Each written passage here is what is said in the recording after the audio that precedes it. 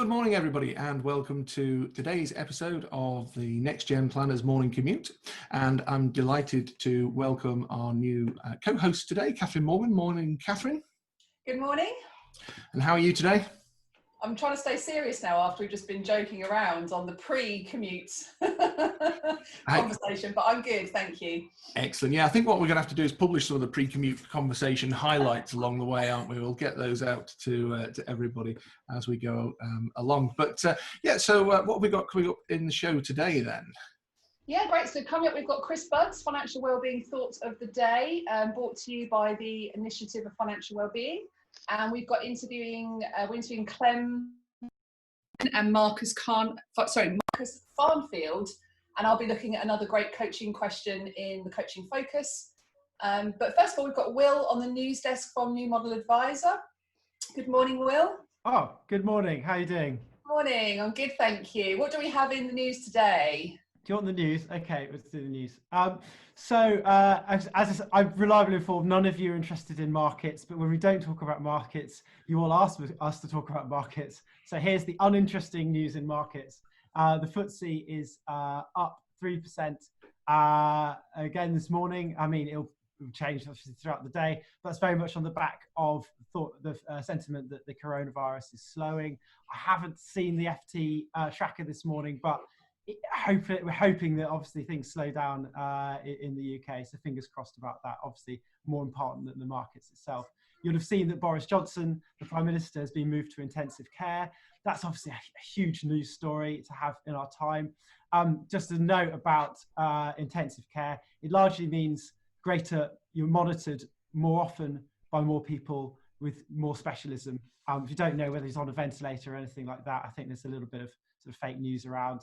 But obviously that's going to be talked about a lot today. In advice world, obviously much more importantly, Nucleus. A lot of Nucleus users out there. You want to wave your hands in the air?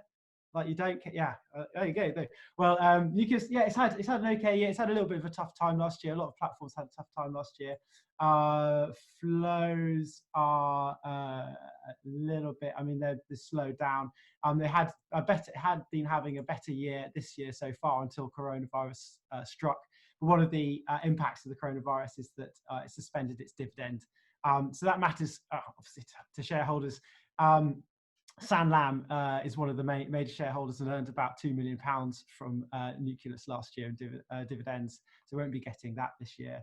But yeah, sort of, Nucleus has basically sort of been weathering the storm. But as I spoke to a fund manager who invests in them, because of course they're listed for our platform special earlier this year, and it's still a popular pick because obviously it's got a lot of growth potential, upwards potential. But yes, it's just putting down the hunkering down now, obviously. Big news, the FCA has put out its business plan for the year. And there's a bit of news about advisors' fees in this, okay, that you want to listen up to. So advisor fees are going to, I've just written this, advisor fees are going to rise by 1.6% this year. But those advisors paying only the minimum fee will have their levy frozen due to the impact of coronavirus. So if I get this right, you guys are A13 firms with commissions for advisor, arrangers, dealers and brokers. You'll pay a total of 80.7 million in FCA fees for 2020-2021. That's where the 1.6 comes from. But it's just to quote the FCA, given the impact of COVID-19, we're proposing that for 2020-2021, we should protect the smallest firms by freezing minimum fees so they remain unchanged from 2019-20. This means that the 71% of firms that are small enough to only pay minimum fees will see no change in the fees they pay. So hopefully some good news there for you. And then I sort of most important news really of the day comes from the small outfit called the Initiative for Financial Wellbeing. I don't know if anyone's ever heard of them. Yeah, I don't know, but anyway, no, but this is very interesting news from IFW. It's big in launching some coaching streams that perhaps Chris will add a little more detail about later on. But this involves webinars covering budgeting and money saving tips. These seem to be, you're right, Chris, aimed directly at consumers. One of the things, but there'll be webinars, financial coaching webinars, to help people understand their relationship with money. Obviously, this is a very prescient time, or very opportune time, to be doing this. One thing that's sort of caught my eye was options for small groups and for one-to-one financial coaching via the IFW's network of financial coaches, those requiring additional support or anyone who feels anxious about money. Obviously, and again, hopefully, I'm inviting Chris to fill in some more detail about this. But we at NMA, we've been talking about the idea of being, the profession being able to offer things like pro bono coaching guidance to people who need it at the moment. I'm feeling like this is very much dovetailing with that. And that's the news for this morning. That's it. Thank you. It would help if I unmuted myself, wouldn't it? Thank you so much, Will. And is there anything in particular that you're looking for today from us? Well, from you guys, I mean, we do want to hear more. I mean, with those lockdown stories, I mean, I know you're all very well settled in now, but I think as Adam mentioned, I think a couple of weeks ago, it's that sort of Maslow's hierarchy of needs. I want to see how you firms are moving to the next level of you've got your laptops, you've got all sorted, that's all fine, and what are you now doing for clients? I think I mentioned in the chat yesterday, an uncle of mine was complaining because he hadn't been contacted by his. Well, he wasn't complaining that he hadn't been contacted, but he hadn't been contacted, and that he was in drawdown. He was in drawdown, I think, and he's really. I haven't got into his case, but I mean, yeah, things about contacting clients and being proactive, and those are the proactive steps and sort of business development steps are now going to come into the fore. We've still potentially got weeks of this lockdown to last, so I wanted to hear about that. But we're also going to continue our own. This is more important, I suppose. We're all going to continue our own investigations into how platforms have been dealing with this and providers, have been dealing with this. Some providers a lot better than others. We believe Royal London has been quite good. If anyone has been using Royal London, please let us know. Let us know what they've been doing really well or not so well. But we're hearing so far positive noises. And then obviously, if you're having any sort of good, anything good or bad, both. You want to hear good news as well. But from the providers, please tell us. Let one of our reporters know. Let me know, because the stronger, the more we shine a light on these things, the easier it's going to be to get things done. So. Fabulous. Thank you, Will. Thank you. And Will, just to jump in there, we've actually got your gardening segment on Thursday. Is there anything that you're looking out for people to call in on or send us some questions regarding the gardening segment, or are we just going to talk about forcing rhubarb? Well, no. Well, yeah, I am growing some rhubarb, so I would like to know your tips. I've got some unforced, some forced. I want to hear what you're doing there. But now that we've got more time spent on our gardens, we might be more proactive than we would plan to be, and think, oh, we're going to plant some things. But I mean, it's sort of, I don't know. Is it too late to plant stuff? Is there so much planting? I planted some stuff in the winter that's coming through now. That's looking great. But it'd be nice to be doing stuff now. But is it too late? So if anyone's got any knowledge about what would be sort of nice to start planting now that we might reap the rewards of later, if it's too late to do that or not, that'd be great. And also how to help my lawn grow. From rebuilding my shed last year, various bits of wood and stuff all over the grass has killed a lot of grass. So your favourite grass seeds or something like that. That'd be fantastic. Excellent. Look forward to that. And in the chat that we've just had an offer from Jennifer Ellis to go live to her rhubarb as she's growing that on Thursday. So we'll have Rhubarb Cam will be live on Thursday with Jennifer as well. So we'll look forward to that. Amazing. Thank you. So moving on then, it's my pleasure to introduce now Chris Budd from the Initiative for Financial Wellbeing for his financial wellbeing thought for the day. Over to you, Chris. Thank you, Adam. Good morning, everybody. You have just gone live to rhubarb, I think, possibly. So the financial wellbeing thought for today is all about, I realized that we started off last week talking about things like intrinsic motivations and stuff, and we haven't actually defined what financial wellbeing is. Now, there's a lot of financial wellbeing definitions out there. A lot of them talk about budgeting, they talk about how to manage debt, they talk about how to do saving. And that is financial wellbeing, but it's only a part of it. Most of the companies who would use those three things as their definition are, funnily enough, selling loans or savings plans. So we at the IFW want to have a much broader definition of financial well-being. So there are two parts to financial well-being. It comes with an overlay of what we call know thyself. So there's a line we use on the Financial Wellbeing podcast all the time, which is financial planning is very simple. All you do is work out what you want from life and then spend your money on that, which is dead easy, of course, except of course it's not, because working out what you want from life is really quite hard. So that's where the know thyself bit comes in, which I've talked about a bit. You've then got two parts of the of financial well-being: the bit that makes you personally happy, and that's unique to everybody. And then there's the universal truths, the things that everybody, that we say for everyone across the world. And the starting point for that is that, funny enough, coming back to Maslow's hierarchy of needs, after you've got your food and shelter, etc., more money doesn't necessarily make you more happy. So financial well-being, therefore, is a study of how we can use money to make ourselves happier, based around know thyself and some universal truths and research. And it's that latter bit that I'll come and talk a bit more about in subsequent financial wellbeing tips. Thank you very much. Thank you, Chris.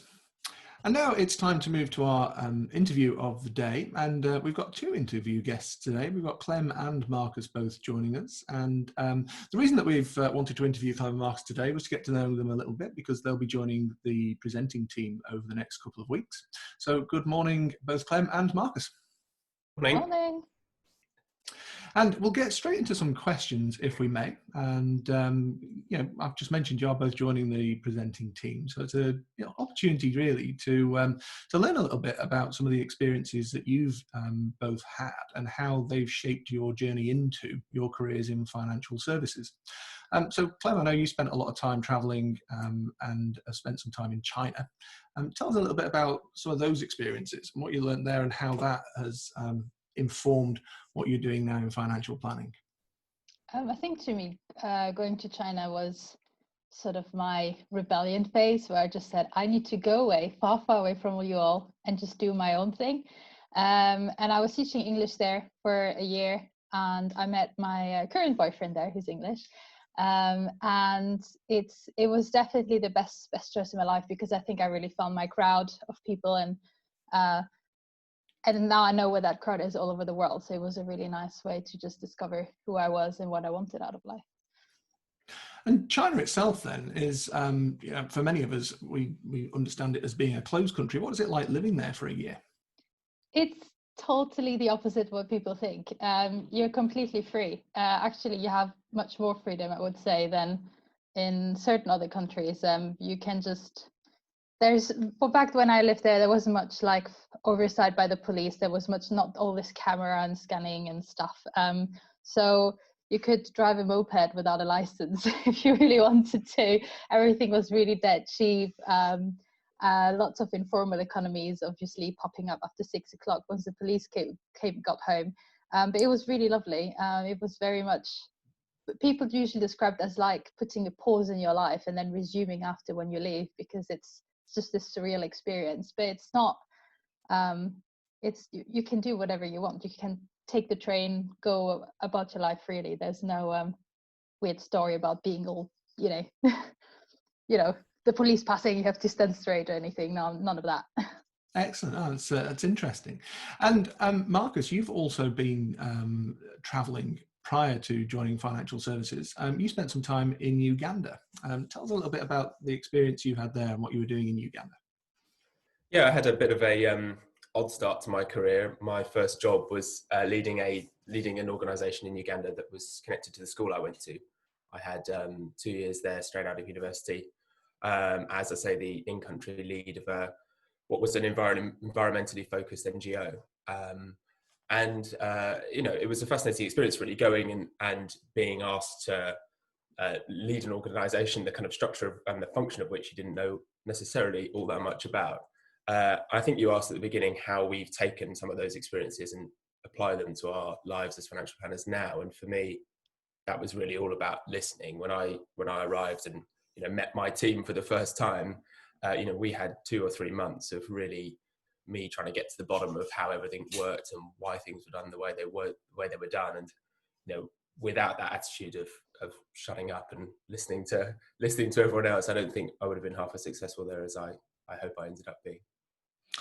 Thank you. And yeah, I mean, we sort of, for those of us who haven't travelled to Uganda, I imagine that for a lot of us have an impression of a challenging infrastructure. Did you find that whilst you were there? Yeah, that's definitely true. The infrastructure is quite challenging. It's amazing how quickly you get used to very rutted and potholed roads and all that stuff.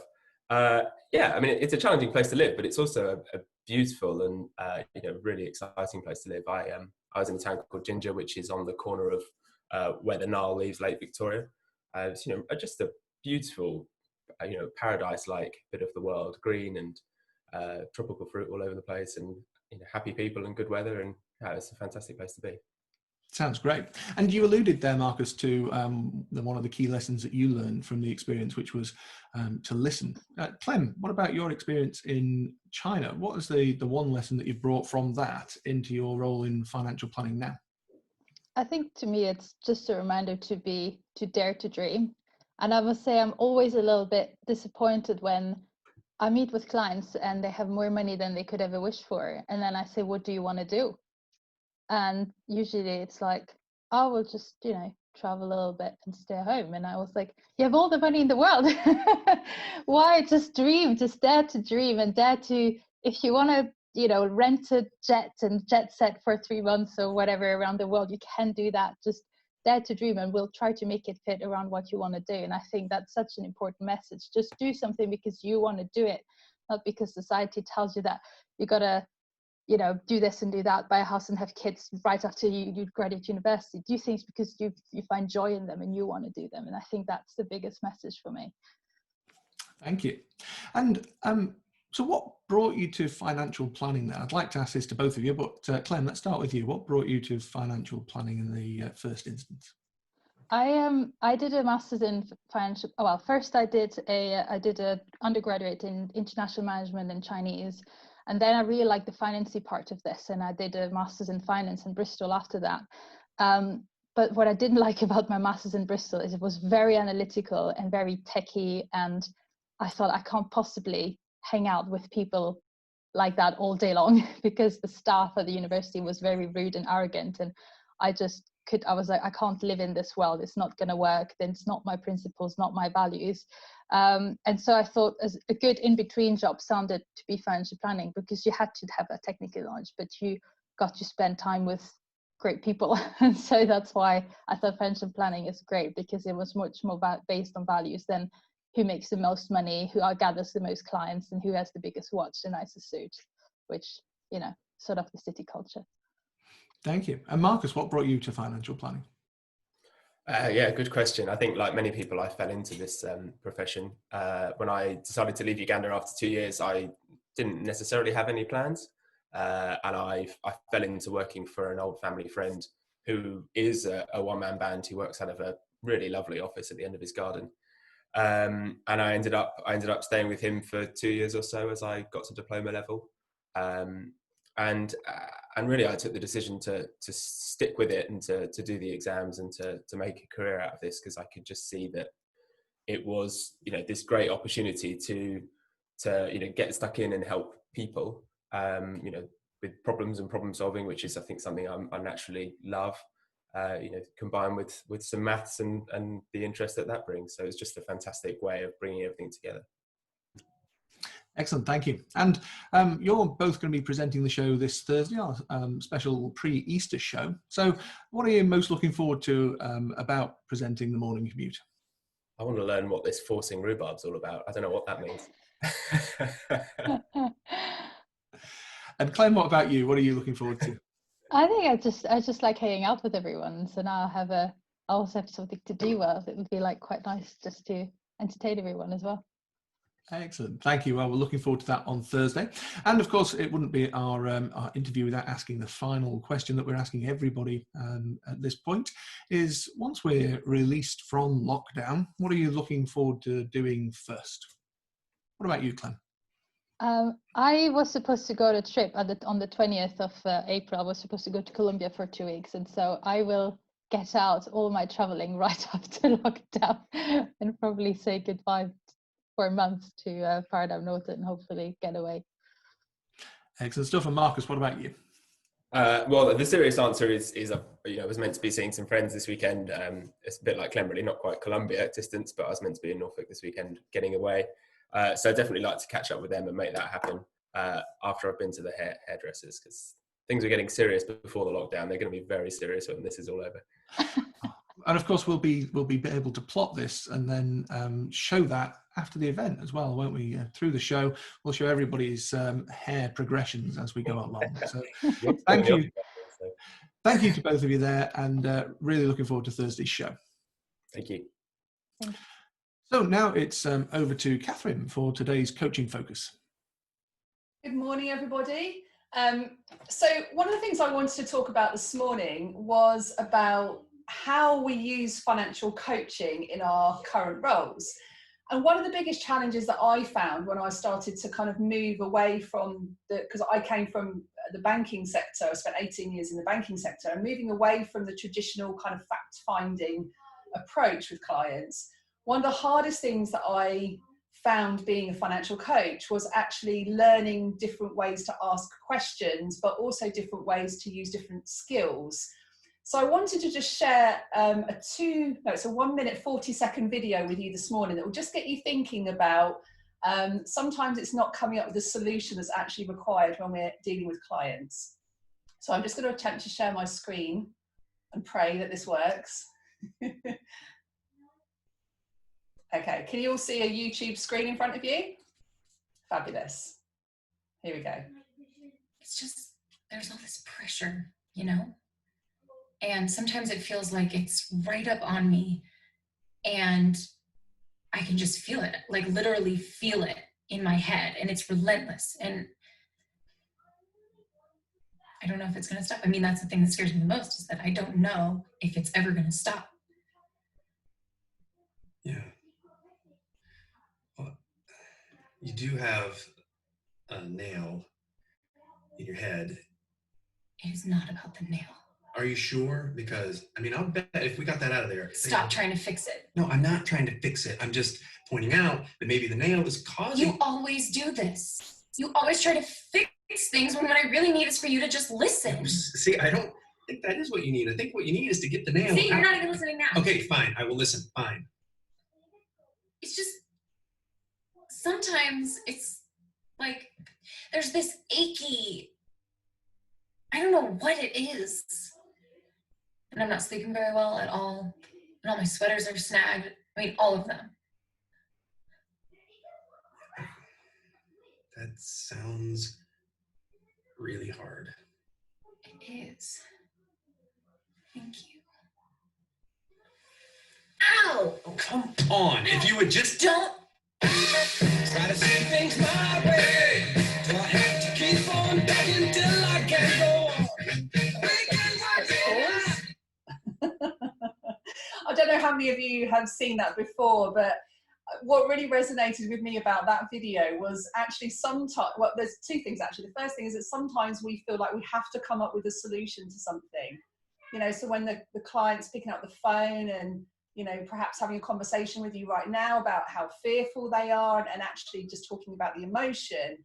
And also what it demonstrates quite well is the differences between men and women, about sometimes, you know, as men, you're the hunter-gatherers, it's in your DNA, you like to come up with a solution.